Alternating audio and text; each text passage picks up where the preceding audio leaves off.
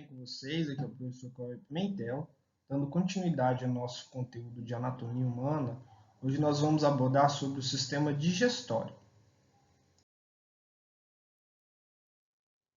Muito legal! Então, nessa aula sobre o sistema digestório, nós vamos estar abordando então sobre os diversos órgãos que vão compor o sistema digestório, que eles são divididos em dois grupos. O primeiro grupo, os órgãos que compõem o tubo digestório e os órgãos anexos do sistema digestório.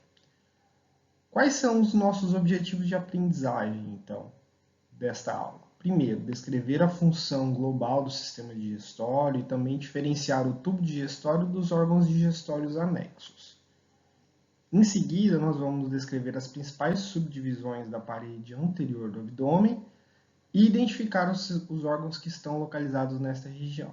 Em seguida, explicar a função do peritônio, da cavidade peritoneal e definir o que é o mesentérico. Posteriormente, vamos diferenciar os órgãos digestórios, intraperitoneais, e os órgãos retroperitoneais. E também nomear os mesentérios com os órgãos digestórios intraperitoneais. Muito bem. Essa imagem é muito interessante, porque vocês estão vendo aí um ratinho se alimentando. O ato de se alimentar ocorre diariamente na nossa vida. Afinal, precisamos dos alimentos para garantir a nossa energia e a nossa construção celular de todo o nosso sistema orgânico. Dessa forma, estudar o sistema digestório é extremamente importante para que nós consigamos, então, ter um bom desempenho enquanto futuros enfermeiros. Essa imagem ela nos remete e apresenta um pouco sobre toda a estrutura do sistema digestório. E o que nós conseguimos identificar, então? As estruturas que compõem o sistema digestório como um todo, iniciando pela boca, em seguida os dentes, a língua, as glândulas salivares. Em seguida nós temos a faringe, no caso a orofaringe, e a faringe, a epiglote, que vai então fazer a divisão entre o sistema respiratório e o sistema gastrointestinal. Em seguida nós temos o esôfago, o estômago, o intestino delgado, depois o intestino grosso, o reto e o ânus, e os órgãos anexos, que é o fígado, a vesícula biliar, que está associada ao fígado, e também o pâncreas. Então, nós vamos estar discutindo e abordando cada um desses temas hoje na nossa aula. Iniciando pela boca. Então, a boca é uma estrutura que tem múltiplas funções, então desde mastigação, fala também. Ela é composta, então, pelo palato superior, que é o palato duro, composto pelos ossos palatino e maxila. Anteriormente, nós temos os lábios, tanto superior quanto inferior. Essa região onde ocorre a comunicação entre o lábio e a gengiva é chamada de frênula labial superior. Da mesma forma, nós temos o frênulo labial inferior, que vai garantir o que? A estrutura do lábio e a aderência na boca. Em seguida, nós temos toda a distribuição dos dentes, que varia conforme a idade. Aqui nessa representação nós temos os dentes adultos. Nós temos a representação do palato mole aqui, posteriormente na boca. Então, o palato mole é formado por principalmente tecido muscular e envolvido por tecido mucoso. A úvula, que garante a proteção da via aérea superior. A língua, um tecido muscular com função na fala e também na sensibilidade e auxilia na mastigação. Abaixo da língua nós temos o frênulo lingual, que é uma membrana que vai estar garantindo a aderência da língua, e os orifícios dos dutos salivares, tanto sublingual, aqui representado embaixo da língua, e submandibular embaixo, sob a mandíbula. E nós temos, entre os dentes e a boca, nós temos o tecido da gengiva, que vai conseguir promover essa aderência. Nessa segunda imagem, o que nós conseguimos observar então? Nós conseguimos observar as rugas do palato, que elas garantem então a maior aderência, né? E a papila incisiva, que está aqui representado. Esse é o palato duro e o palato mole. Então, o palato mole ele é representado principalmente por tecido muscular, como eu falei anteriormente, seguido de tecido submucoso. E a representação da úvula. A úvula tem a função de proteção da via aérea superior. Muito bem, agora nós temos uma visualização de um exame clínico, chamado de horoscopia. Então, a horoscopia é um exame onde o enfermeiro vai avaliar a boca. O que é importante a gente destacar da boca, então? Que é por onde o alimento entra no tubo digestório. Ele é mastigado e preparado pela língua e umedecido pela saliva. Boca, ou cavidade oral, ela é importante a gente destacar que ela é revestida, como a gente consegue observar na imagem, por mucosa, cujos limites são os lábios anterior, as bochechas lateralmente, o palato no canto superiormente e a língua inferiormente. A abertura anterior da frente é a rima da boca e posteriormente vai ser margeada pelas fauces, que eu vou falar no próximo slide, da parte oral da faringe. Então ela é dividida em vestíbulo da boca, que é a cavidade própria da boca. E é importante a gente destacar que os lábios e bochechas, eles ajudam, no caso, a manter os alimentos dentro da boca e conseguem garantir a estrutura interna, tanto interna quanto externa. Se nós observarmos nessa imagem os lábios, eles se estendem então do limite inferior do nariz até o limite superior do queixo. A zona vermelha do lábio, como a gente consegue observar, é uma zona de transição. É uma região onde a pele é altamente queratinizada e também vai começar a se encontrar com a mucosa da boca. Essa região ela é já menos queratinizada e um pouco mais transparente, portanto ela tem a cor mais avermelhada, como é a famosa cor da boca, devido ao sangue nos capilares subjacentes. Como ela é uma zona de transição, ela carece de glândulas floríferas e sebáceas, e por isso que ela precisa ser umidificada periodicamente. Naqueles dias frios, nós temos ressecamento da boca por conta de uma desidratação maior do tecido. O frênulo do lábio, como eu apresentei na imagem anterior, ele é uma prega mediana, que vai conectar então a face interna do lábio com a gengiva. Nessa imagem, o que a gente consegue observar então? Nós conseguimos observar essa região de transição do lábio, conseguimos observar então também a língua, conseguimos observar um pouco do palato, do arco palatoglosso aqui representado, o arco palatoglosso, as tonsilas palatinas e a úvula.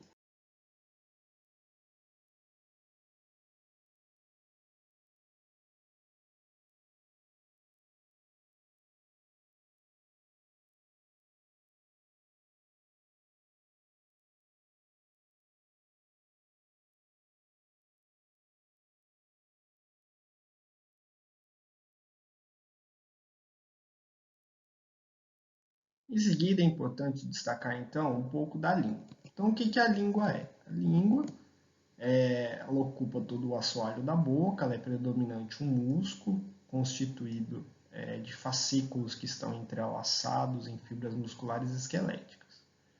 Durante a mastigação, então, a língua comprime o alimento e vai estar reposicionando ele entre os dentes. Os movimentos da língua também ajudam a misturar o alimento com a saliva, formando então uma massa compacta, que é conhecida como bolo alimentar. Depois e durante a deglutição, a língua se move posteriormente para então empurrar o alimento, ou esse bolo alimentar, para a faringe.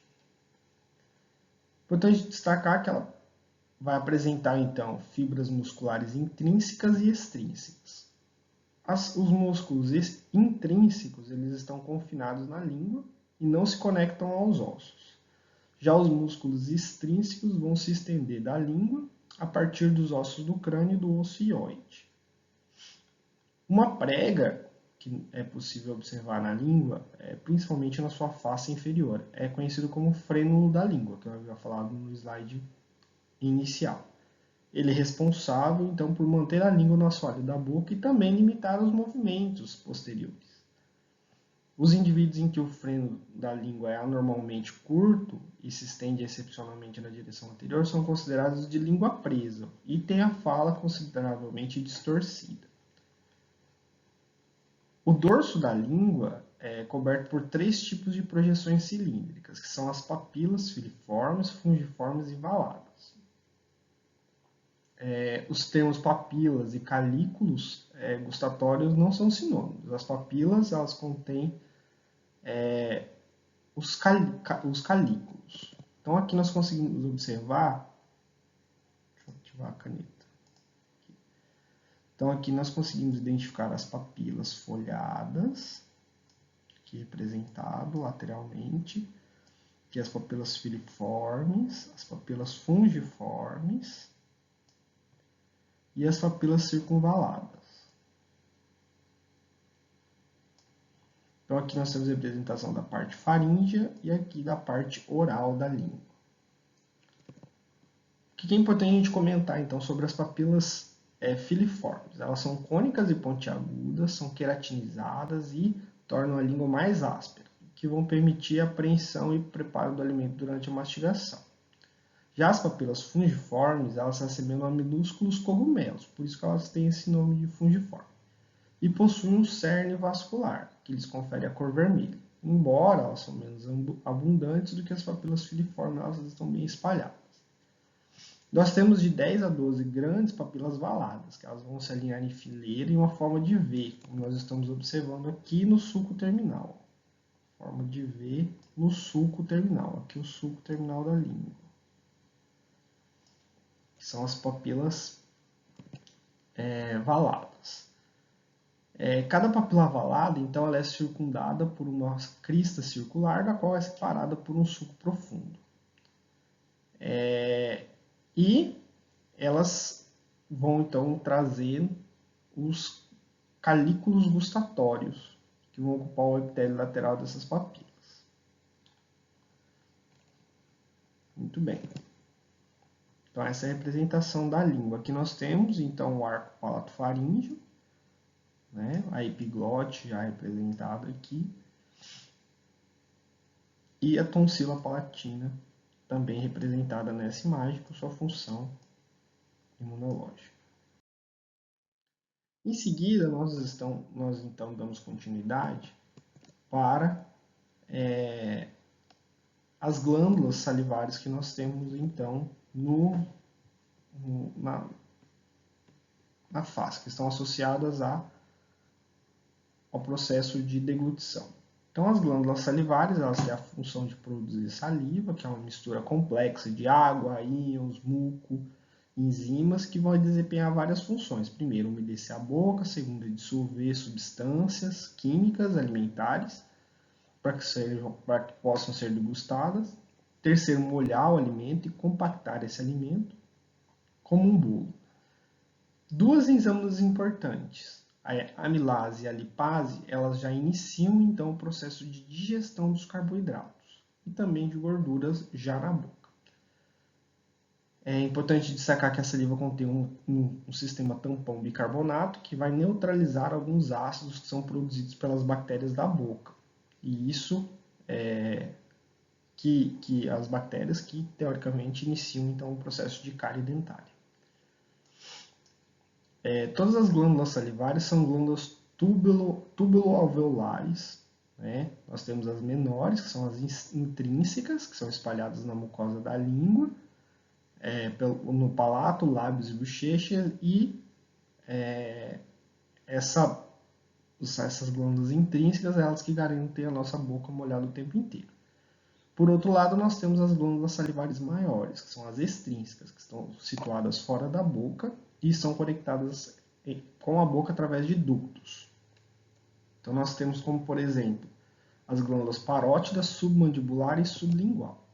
Então, aqui nós temos a representação da glândula parótida, a maior glândula salivar, que fica na região, fica sob o músculo masseter. Ela se chama parótida porque fica próxima à orelha. Aqui nós temos a glândula submandibular, então ela fica abaixo da boca. Aqui nós temos a glândula sublingual, também fica abaixo da boca.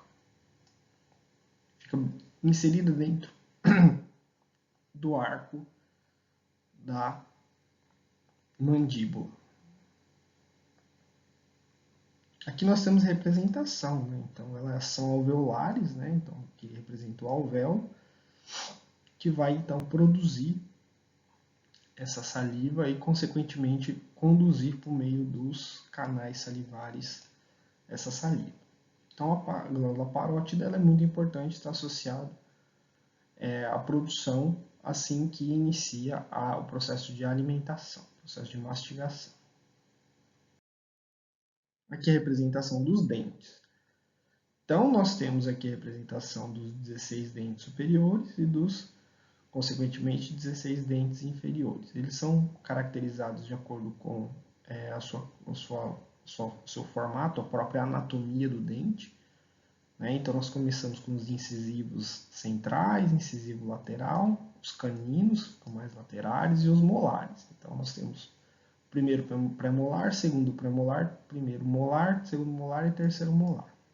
E isso forma, então, a imagem espelho, direita e esquerda.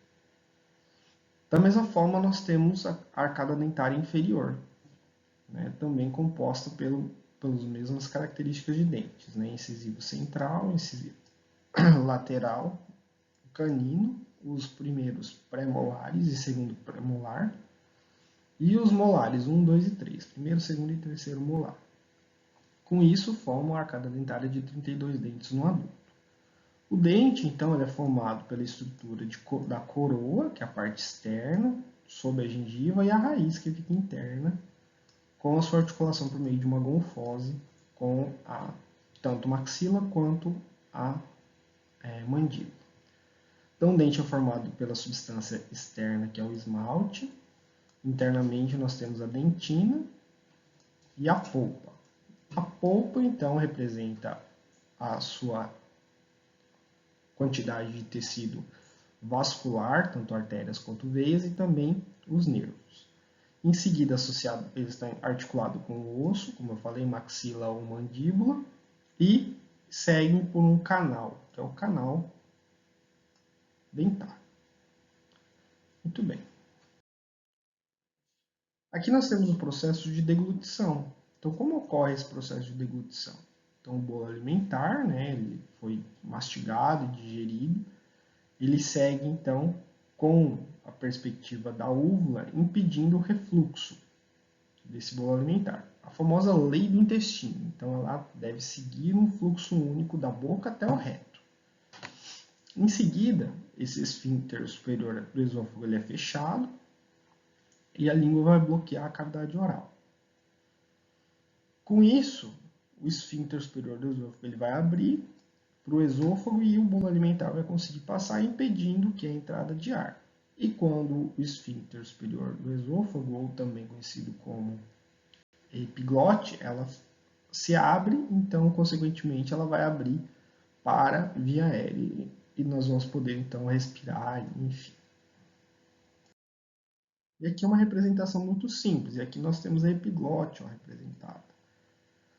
A epiglote representada é que ela vai fazer esse movimento de obstruir, né, impedir a passagem do continente alimentar para o trato respiratório. Agora nós vamos falar um pouco das cavidades abdominais. Então nós temos dois tipos de peritônios, né? Então nós temos a cavidade peritoneal, como nós já estudamos, né, que compreende toda a região abaixo do diafragma. Pode ser considerada a cavidade abdominopélvica quando nós abordamos os órgãos pélvicos. Mas como é aula de sistema digestório, nós vamos falar somente dos órgãos abdominais. Muito bem. A camada peritoneal, né, o peritônio parietal e o peritônio visceral. Então vamos falar. Muito bem. Então, inicialmente, é importante a gente classificar o peritônio visceral. Então, o peritônio visceral ele vai cobrir as superfícies externas da maioria dos órgãos digestórios. Já o peritônio parietal, ele cobre as superfícies, ele reveste a parede corporal, desculpa, e é contínuo ao peritônio visceral. Então, peritônio visceral recobre os órgãos digestórios. Peritônio parietal reveste a parede corporal e é contínuo com o peritônio visceral. Importante, em seguida, nós destacarmos sobre os mesentérios. Então, o que é o mesentério? O mesentério é uma dupla camada de peritônio, ou seja, uma lâmina de duas membranas serosas fundidas, que ele vai se estender da parede do corpo até os órgãos digestórios, como nós conseguimos observar nessa imagem. Então, nós conseguimos observar aqui a representação do peritônio, tanto o peritônio, quanto nós vamos falar sobre os mesentérios, né? Tanto nós vamos falar sobre o ligamento falciforme, sobre o aumento maior, agora nesse primeiro momento. Então vamos lá. Os mesentérios eles podem ser ventrais ou dorsais. Os mesentérios ventrais são dois, que é o primeiro deles, é o ligamento falciforme e o aumento menor. O ligamento falciforme ele vai ligar a face anterior do fígado à parede anterior do abdômen e ao diafragma, como nós conseguimos observar aqui nessa imagem. Ligamento falciforme. Aqui ele também sendo representado. Ligamento falciforme. Com o fígado posicionado com sua visão posterior apresentada.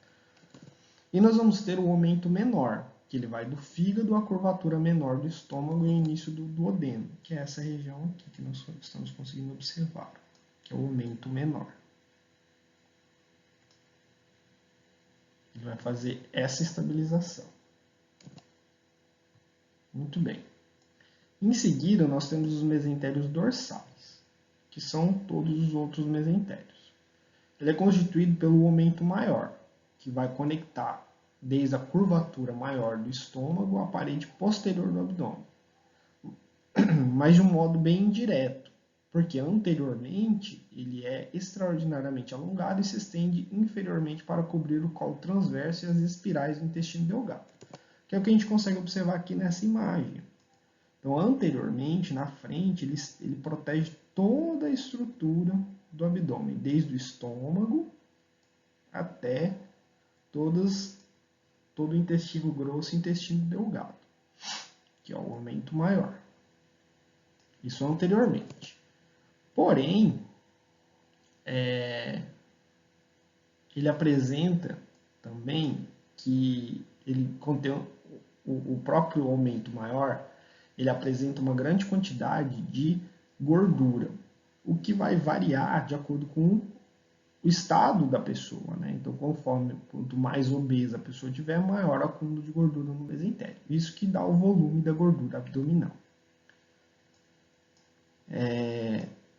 Muito bem. Além disso, ele apresenta a função de proteção. Então, muitas vezes, até mesmo um apêndice inflamado pode conseguir ser protegido por meio do mesentério, do aumento maior. Muito bem. Aqui a gente consegue observar, então, na sua visão posterior, aqui, ó, levantou o aumento maior, que nós temos a elevação do aumento maior, e nós temos o aumento maior na sua visão posterior, onde ele vai estar inserido no mesocolo transverso. Então, aqui nós temos toda a questão do mesentério, e também no colo descendente. Então, nós temos essa divisão, né? essa divisão. Então, do mesocolo transverso para o mesocolo descendente e aqui ele inserido em toda essa região do mesentério, envolvendo tanto o intestino delgado quanto um pouco do seco e o colo ascendente. Aqui o intestino delgado representado. Então ele tem essas duas divisões, né? Um pouco do mesocolo transverso e colo descendente e a divisão do intestino delgado junto com o seco e o colo ascendente. Muito bem. Dando continuidade, então, nós temos aqui a representação do esôfago. Então, o esfíncter superior do esôfago, esofágico superior aqui representado, o esôfago é um tubo muscular, né, composto de músculos longitudinais, e ele cruza o diafragma, por conta dos órgãos, ele vai finalizar no estômago. Né? E esses músculos longitudinais garantem um movimento peristáltico na deglutição do indivíduo, da pessoa. Ele é formado então por uma camada adventícia, uma camada de submucosa e a camada de mucosa, que é a camada interna do esôfago. Ele é um tubo de aproximadamente 20 a 30 centímetros. Vai depender da pessoa, né? Isso é muito individual, de acordo com a idade também. Muito bem. Finalizando, então, o esôfago, como nós vimos as estruturas do esôfago no slide anterior, ele culmina, então, no estômago.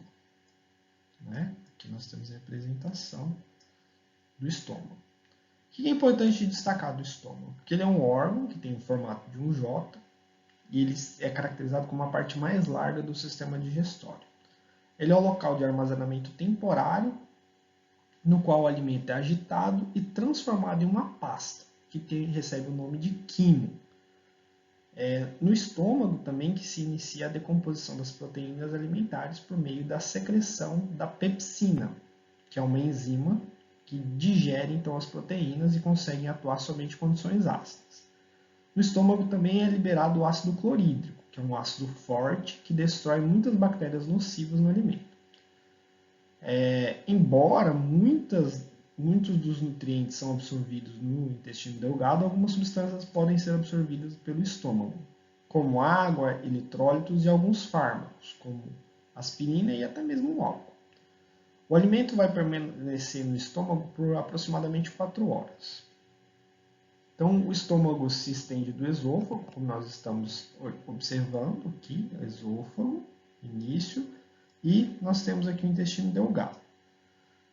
Então, ele vai fazer essas duas conexões. Então, anteriormente com o esôfago e posteriormente com o intestino delgado. Onde ele está situado? Na parte superior esquerda da cavidade peritoneal, nas regiões do hipocôndrio esquerdo e da região epigástrica e umbilical do abdômen. Ele está situado imediatamente inferior ao músculo diafragma, anteriormente ao baço e ao pâncreas, e sua parte superior é encoberta pelo lado esquerdo do fígado. Muito bem. As principais regiões do estômago, como nós conseguimos observar nessa imagem, né, aqui representada, eu vou fazer a descrição de cada uma delas. Então, nós iniciamos pela cárdia, que é o esfíncter, recebe esse nome por estar perto do coração. Então, a cárdia é uma zona em forma de anel que circunda o ósseo cardíaco, na junção do esôfago. Em seguida, nós temos o fundo, que é a região de fundo do estômago, que é a cúpula do estômago, e ela está imediatamente inferior ao diafragma. A grande parte média do estômago é conhecida como corpo, que é esse de roxo que nós estamos conseguindo observar. O que é importante destacar do corpo? Que o corpo ele apresenta então as pregas, né, essas pregas cutâneas que garantem uma maior superfície de contato e permitem também a distensibilidade do estômago. Em seguida, nós temos a parte do corpo, a parte pilórica, né, que vai receber uma forma de funil, como nós estamos vendo. Parece um funil, né, a região antropilórica. E em seguida, nós temos a parte pilórica, que vai terminar no esfíncter do piloro, que controla a entrada do quimo no intestino. Então, aqui, deixa eu apagar. Aqui nós temos o piloro, que é o esfíncter que vai controlar a entrada do quimo no intestino. O que é importante a gente destacar do estômago também? Ele possui uma capacidade de distensão de aproximadamente 1,5 litro de alimento, com capacidade máxima de 4 litros. E as pregas gástricas que vão permitir, então, essa distensibilidade.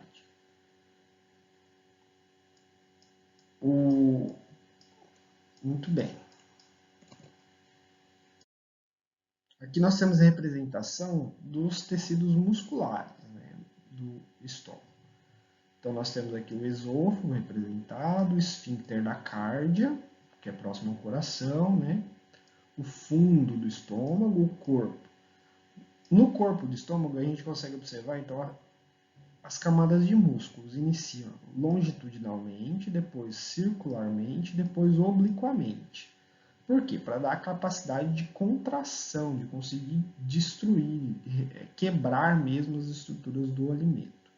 Em seguida, nós temos a camada mucosa e a camada submucosa. E aqui nós temos a representação das rugas do estômago, que vão permitir e ampliar a superfície de contato.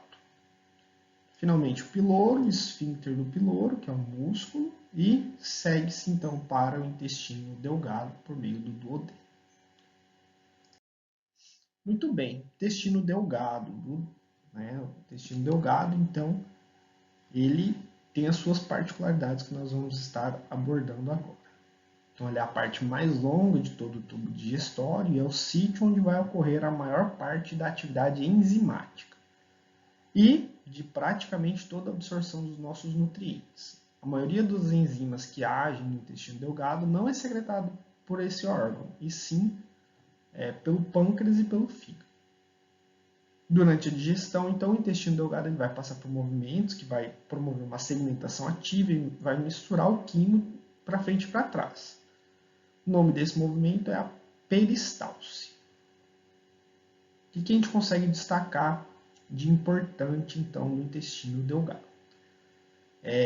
Ele vai do ósseo do piloro, né, na região do epigastro do abdômen, até a primeira parte do intestino grosso, na região ilíaca direita. Ele é mais curto, e uma pessoa viva, mais ou menos, ele tem de 2,7 a 5 metros. Em cadáveres conservados, ele vai de 6 a 7 metros, porque ele perde o tônus muscular, né? Então, se nós tivermos aulas com cadáveres, nós vamos observar essa diferença. Ele possui, então, 3 divisões. A primeira é o duodeno, que apresenta aproximadamente 12 dedos de comprimento, por isso que ele recebe esse nome duodeno. Segundo é o jejum, e a terceira é o ilho. Jejum significa vazio e ilho significa intestino retorcido.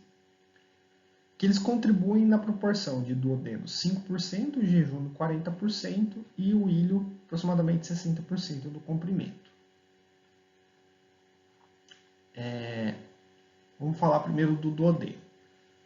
Ele é a porção mais curta do intestino delgado, porém ele recebe a maioria das características de interesse, porque ele vai receber as enzimas digestórias do pâncreas via ducto pancreático e também da bile do fígado e da vesícula biliar por meio do ducto colédoco.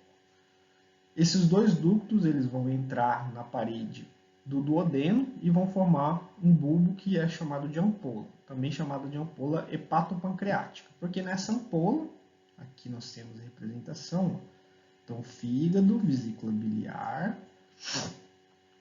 e aqui nós temos, aqui o ducto hepatopancreático, que ele se une, né, tanto o ducto hepático quanto pancreático e culmina então no duodeno. Muito bem. O que é importante a gente destacar de toda essa estrutura do intestino, né? Que ele vai então promover grande parte da atividade enzimática. Aqui a gente consegue observar toda a sua proporção, conforme representado, né? Então aqui duodeno, toda a região do jejum e o ilho na sua região final. Muito bem. Em seguida, damos continuidade na aula de anatomia do sistema digestório, vamos então abordar sobre o intestino grosso. Então, o intestino grosso é o último órgão do tubo digestório. O material que chega até ele é resíduo, né, altamente digerido e contém poucos nutrientes. Então, nas próximas de 12 a 24 horas, esse resíduo permanece no intestino grosso, onde vai ocorrer pouca deposição, porém vai ocorrer grande absorção de água. Então, o intestino grosso ele absorve poucos nutrientes e a sua principal função é reabsorver a água e os eletrólitos, né?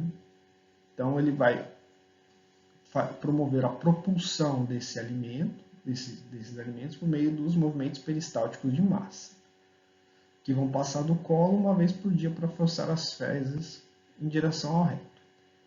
O que é importante a gente destacar, que a gente observa nessa imagem? Que o intestino grosso ele vai representar uma forma de moldura, uma moldura em todo o nosso abdômen. Vou apagar aqui. Forma uma moldura em nosso abdômen.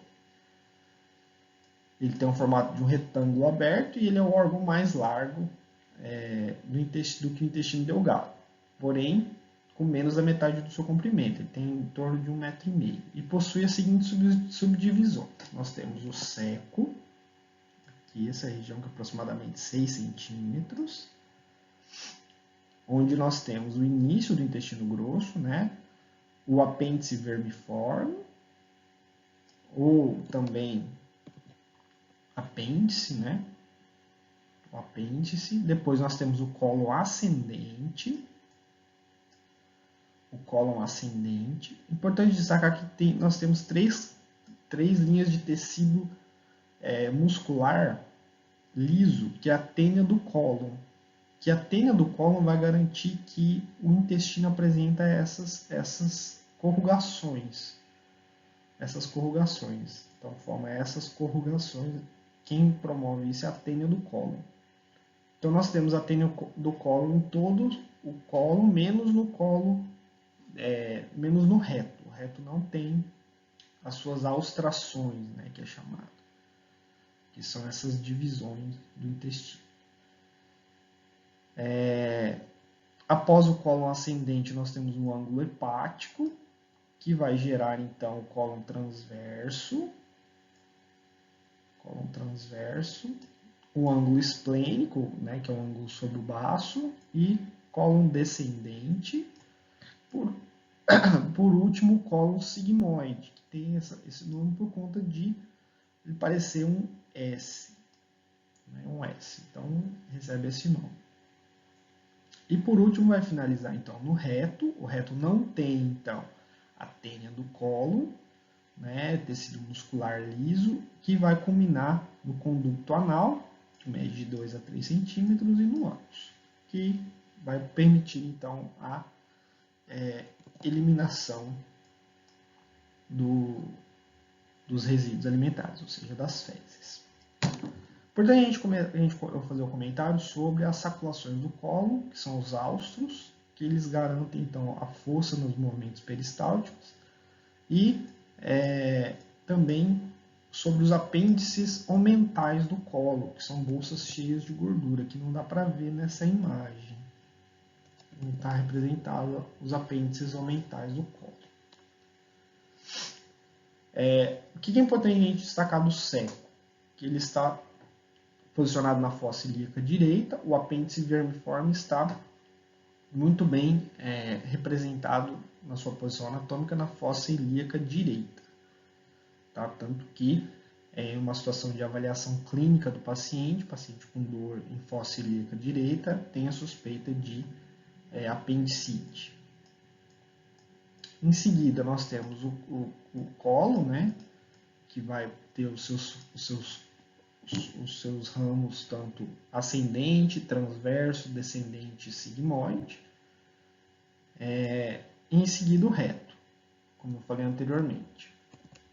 Importante a gente destacar que no reto, nós temos as pregas transversas do reto, que funcionam como válvulas retais, que vão evitar que fezes sejam eliminadas quando ocorre a presença de flato, que são os gases.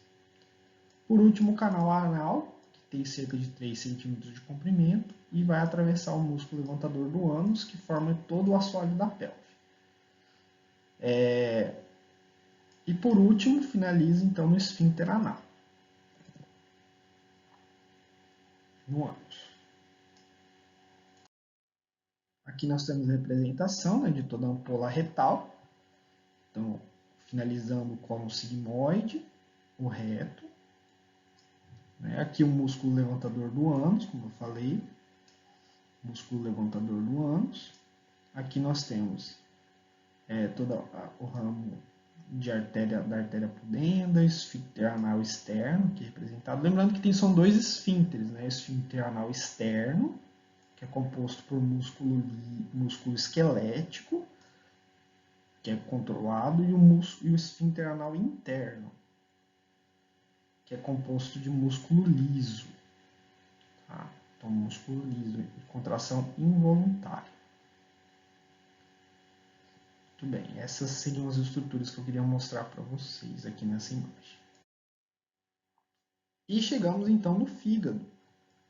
Então, o fígado é um órgão importante, a maior glândula do nosso corpo. Né? Ele tem um peso de aproximadamente 1,4 quilos. Ele tem uma versatilidade muito grande, porque ele tem mais de 500 funções. Né? Vocês vão estudar o fígado em vários sistemas, várias disciplinas, como farmacologia, saúde da idoso, enfim. Ele tem a função digestória de produção da bile, que é um líquido alcalino verde que é armazenado na vesícula biliar e tem a função de emulsificar a gordura, como se fosse um detergente. Muito bem. A célula funcional do fígado é o hepatócito, mas a gente não vai falar um pouco de histologia. Né? O que é importante a gente destacar? Que o fígado apresenta, então, duas faces. A primeira face é a diafragmática e a segunda é a face visceral. E ele é dividido em dois lobos, lobo hepático direito e lobo hepático direito, que eram consideravelmente divididos há tempos atrás, né, pelo ligamento falciforme. Só que o ligamento falciforme ele só divide anteriormente, não divide posteriormente. Ó. Posteriormente nós temos uma outra visão. Aqui nós temos a vesícula biliar, representada em verde, e nós temos então o lobo direito e o lobo esquerdo. Muito bem. Em seguida nós temos dois outros lobos, que é o lobo caudado e o lobo quadrado, que são visíveis apenas na face visceral, né, que é à direita da fissura, que é aqui que a gente consegue observar. Ó. O lobo quadrado, apresentado aqui nessa imagem, e o lobo caudado aqui, quadrado e o caudado, aqui representado. Muito bem, e aqui nós temos o ligamento coronário aqui, representado. Muito bem. É importante a gente destacar que cerca de 25% de todo o débito cardíaco, ou seja, um quarto a um terço do débito cardíaco, passa no sistema porta-hepático. Então, nós temos grande passagem do sistema cardiovascular, que é o sistema porta-hepático, que vai trazer, né, e vai apresentar toda a sua função.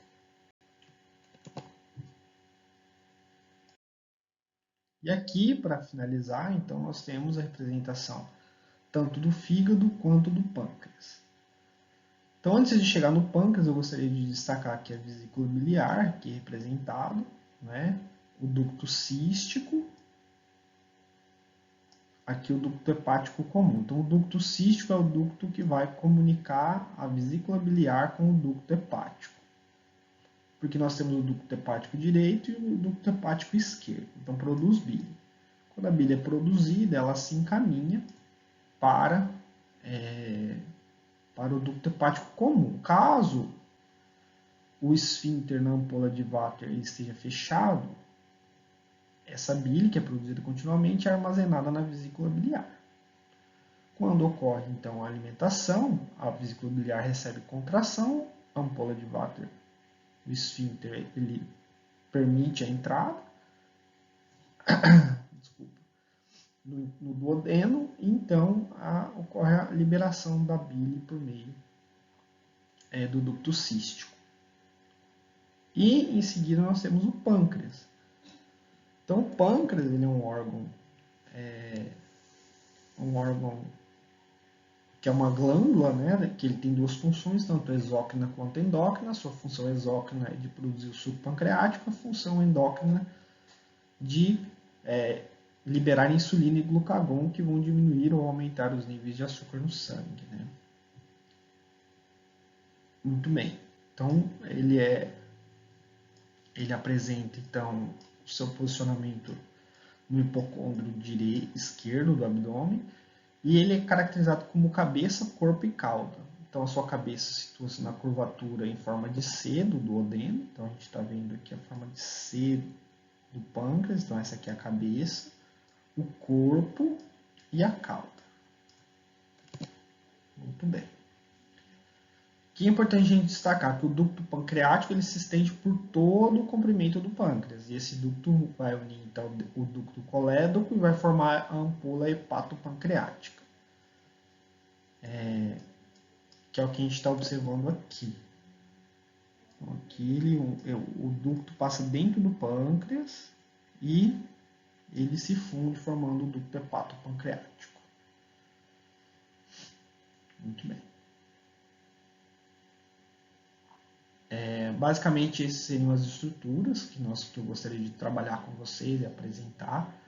A aula já ficou um pouco mais longa e eu deixo de sugestão aqui algumas questões, mesmo que vocês já realizaram o estudo dirigido, tem algumas questões que elas são similares e, consequentemente, vão ampliar o potencial de estudo para vocês. Tá bom? No mais, oriento a leitura do livro da Mariebe, afinal, é fundamental a leitura desse capítulo 23 do livro da Mariebe. Tá?